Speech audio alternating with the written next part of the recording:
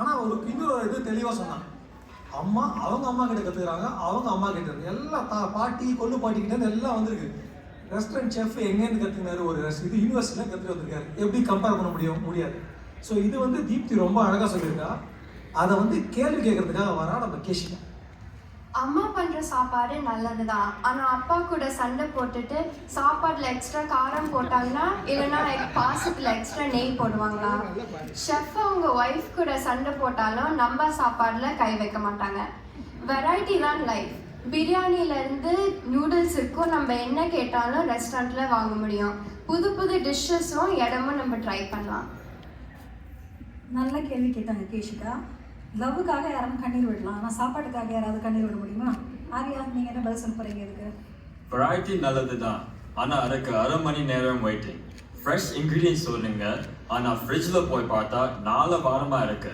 அது மட்டும் இல்லாமல் கிச்சனில் எலியும் இருக்கு. ஆனால் வீட்டு சாப்பாடு ஃப்ரெஷ்னஸ் கேரண்டி. டைஜஷன் ப்ராப்ளமும் கிடையாது, கேஸ்ட்ரிக் ப்ராப்ளமும் கிடையாது. இது வந்து எனக்கு போக போக எனக்கு வந்து சத்தியமாக ரெஸ்டாரண்ட் பக்கம் போகணுமான்னு டவுட்டாக இருக்குது. பட் சரி, நமக்கு சொல்கிறத வந்து ஒரே விஷயத்தை கேட்டு பார்க்கலாம். நேற்று வந்து ரெஸ்டாரண்ட்டுக்கு போயிட்டு ஒரு பிரியாணி ஆர்டர் பண்ணாங்கன்னா 2 நிமிஷத்தில் கொடுத்துட்டாங்க. பிரியாணி ஒரு 2 மினிட்ஸில் ரெடி பண்ணுறாங்கன்னா எனக்கு தெரிஞ்சு அதே மாதிரி ஃப்ரிட்ஜிலேருந்து 2 நாளைக்கு பண்ணதை எடுத்து மைக்ரோவேவ் பண்ணி கொடுத்தா மாதிரி தான் எனக்கு தோணுது. சரி, ஆர்யா சொன்னதுக்கு வந்து நம்ம ரியா வந்து என்ன சேலஞ்ச் பண்ணுறான்னு பார்க்கலாம். வீட்டில் மட்டும்தான் ஃப்ரெஷ்னஸ்னு சொல்கிறாங்க, அந்த ரெஸ்டாரண்ட்லேயும் டெய்லி ஸ்டாக் அப்டேட் பண்ணுவாங்க. வீட்டில் சாப்பிட்றதும் பீஸ்ஃபுல்னு சொல்கிறீங்க, ஆனால் அம்மா வெசல் வாஷ் சவுண்டு கேட்டு ட்ரம் சிவமணியே தோற்று போடுவார். ப்ளீஸ் எல்லாம் டிஸப்பியர். வெளியே சாப்பாடு ரொம்ப easy. Cutting, wedding, washing, cleaning எதுவும் கிடையாது. ராஜா மாதிரி கால் மேலே கால் போட்டு நிம்மதியாக சாப்பிட்லாம். ஆனால் டேஸ்ட்லாம் பக்கமாக இருக்கும், ஹெல்த்தி சாய்ஸஸ் கூட இருக்கும். பரவாயில்லையே, ட்ரம் சிவமணி கச்சேரிக்கு காசே கொடுக்காம வீட்டில் இருந்து பார்க்கலாம் போல இருக்கு. விஹான், நீ என்ன சொல்ல போற? ஹெல்த்தி சாய்ஸஸ் அவங்க யூஸ் பண்ண எண்ணெயை பார்த்துட்டு மயக்கம் தான் வரும். ஈஸி ஃபுட் ஓகே, ஆனால் ஃபேட்டி ஃபுட் ரொம்ப டேஞ்சரஸ்மா. வீட்டிலே ஹெல்த்தி சாப்பாட்டே நாமே டிசைட் பண்ணலாம். உடம்புக்கு என்ன நல்லது என்ன கெட்டதுன்னு நாங்கள் செஞ்சுக்கலாம். மீல் பிளான் போட்டால் வாரம் ஃபுல்லி கவர். எல்லாரும் வந்து வீட்டுக்கு போகும்போது சமோசா இங்கேருந்து எடுத்துகிட்டு போகிறீங்க, எல்லாம் வாங்கிட்டு போகிறீங்கன்னா அதை ஒரு பேப்பரில் போட்டு 2 நிமிஷம் வெயிட் பண்ணிட்டு அந்த பேப்பர் எடுத்து பாருங்கள். அதுலேருந்து ஒரு 4 கிலோ எண்ணெய் எடுக்கலாம் நம்ம. அதுதான் அவர் தெளிவாக சொல்கிறாரு விஹான். அடுத்தது இப்போ ஹரி வந்து என்ன சொல்ல போகிறான்னு பார்க்கலாம். ரெஸ்டாரண்ட் சாப்பாடு எல்லாம் டேஞ்சர்ஸ் கிடையாது. ரெஸ்டாரண்ட்டில் எவ்வளவு கலர்ஸ் இருக்குது மெனுவில் போடணும். அப்புறம் வீட்டில் யாராவது சிக் ஆகிட்டுனாங்க எல்லாருக்கும் கஞ்சி தான் கிடைக்கும். ஆனால் ரெஸ்டாரண்ட் போனீங்கன்னா அவங்க என்ன வேணுமோ ஆர்டர் பண்ணலாமா. அப்புறம் ரெஸ்டாரண்ட் போகும்போது FTA செக் பண்ணுவாங்க.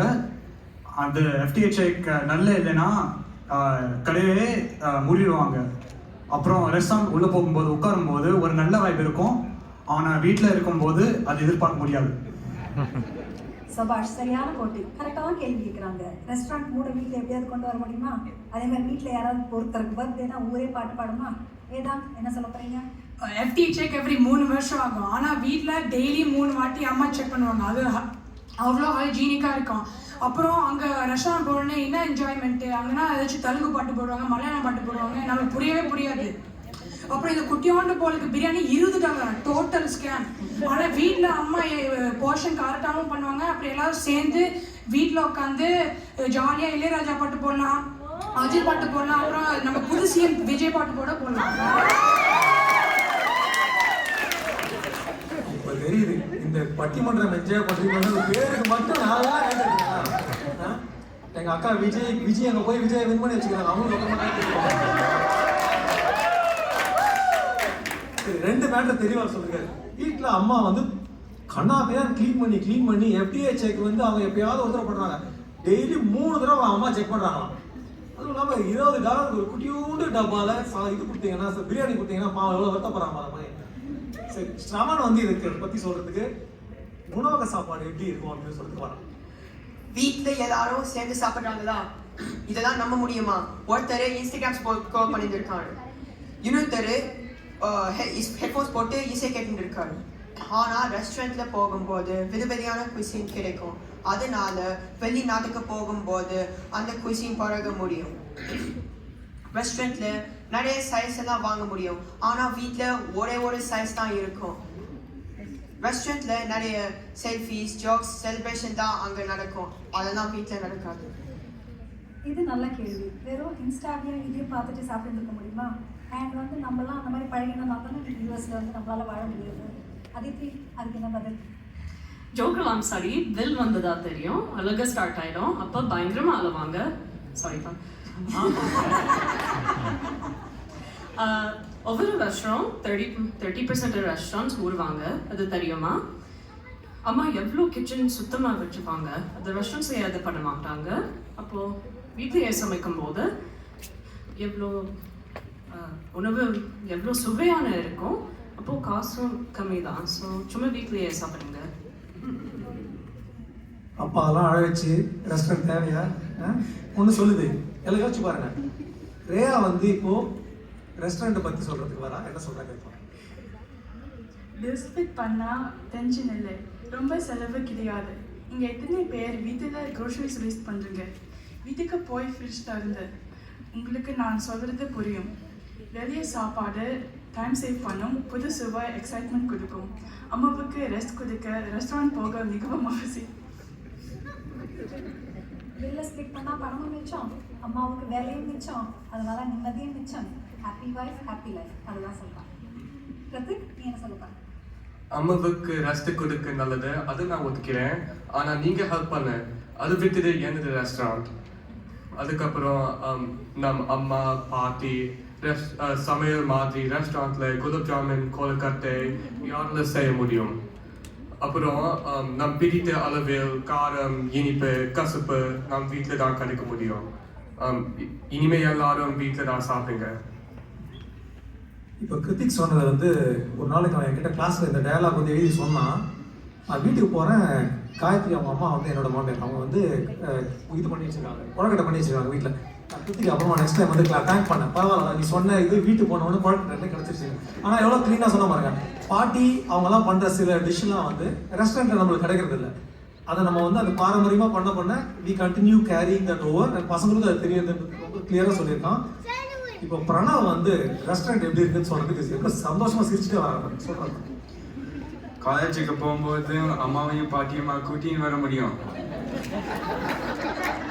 அங்கே மட்டும் போகும்போது நல்லா ரெஸ்டாரண்ட்ல சாப்பிட்டுன்னு சொல்றீங்களே, தனியாக இருக்கும்போது யாரான்னு சமைச்சு கொடுத்தா நல்லா தான் இருக்கும், ஆனால் அது ரெஸ்டாரண்ட்ல தான் முடியும். அமெரிக்கால இருந்து ஆந்திரா சமையல் வேணும்னா ரெஸ்டாரண்ட்டுக்கு தான் போனோம். அம்மா கிட்ட ஆந்திரா சமையல் சமைக்க சொன்னா உடம்பெல்லாம் ஆந்திரா புனுகுரு மாதிரி வீங்கி கிடைக்கும். இதே தோசை இட்லி திருப்பி சாப்பிட்டு இருந்தா அப்புறம் இட்டாலி மெக்சிகோ ஃபுட்டோட அருமையெல்லாம் எப்போ தெரியும்? ரெஸ்டாரண்ட் போனால் தான் தெரியும். இனிமே வீட்டு சாப்பாடுன்னு சொல்றவனுக்கெல்லாம் ரெஸ்டாரண்ட் சமையல் கிடையாது. எல்லா பாயிண்ட்டையும் புட்டு வச்சிட்டான் பிரணவ். ரெஸ்டாரண்ட் சாப்பாடு இருந்ததுன்னா லைஃப் இல்லை, சாப்பாடு இல்லைன்னா லைஃபே ஜீரோன்னு சொல்கிறான். மெத்து, நீ அதை எப்படி ப்ரூவ் பண்ண போகிற? சின்ன வயசுலேருந்து வீட்டில் நல்லா சாப்பிட்டுட்டு இப்போ என்ன திடீர்னு ரெஸ்டாரண்ட் சாப்பாடு மோகம், எல்லாம் டிக்டாக் இன்ஸ்டா செய்கிற வேலை.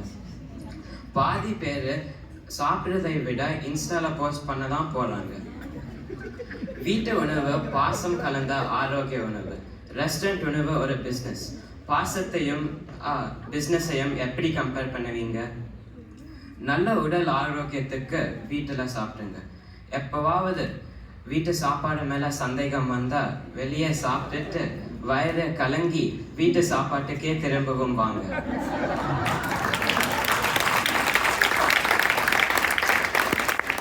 ஸோ மித்தூர் வந்து ரொம்ப அழகாக முடிச்சிருக்காரு. யாருக்கெல்லாம் சந்தேகமாக இருக்கோ ரெஸ்டாரண்ட் போங்க, கஷ்டப்படுங்க, திருப்பி வீட்டுக்கு வந்து அம்மா இந்த வெத்த குழம்பு வச்சு கொடுத்தீங்கன்னா நான் ரொம்ப சந்தோஷமாக சாப்பிடுவேன் அப்படின்னு சொல்லிட்டு புலம்புங்க வீட்டில். இதோட நாங்கள் இந்த நிகழ்ச்சி முடிச்சுக்கிறோம். நாங்கள் என்ன சொல்ல வரோம்னா, வீட்டில் எல்லாம் சாப்பாடை என்ஜாய் பண்ணுங்க. ஹஸ்பண்ட் நல்லா சமைச்சாலும் சரி, ஒய்ஃப் நல்லா சமைச்சாலும் சரி, பிரச்சனை இல்லை. சாப்பாடு நல்லா வந்தால் தான் போதும். ரெஸ்டாரண்ட்டுக்கு அப்பப்போ போய் செலிப்ரேட் பண்ணுங்க, என்ஜாய் பண்ணுங்க, அதையும் விடாதீங்க. ரெண்டுமே நல்லா ஆப்டிமைஸ் பண்ணீங்கன்னா ஜாலியாக இருக்கலாம். அதை சொல்லி முடிச்சுக்கிறோம் நாங்கள். தேங்க்யூ.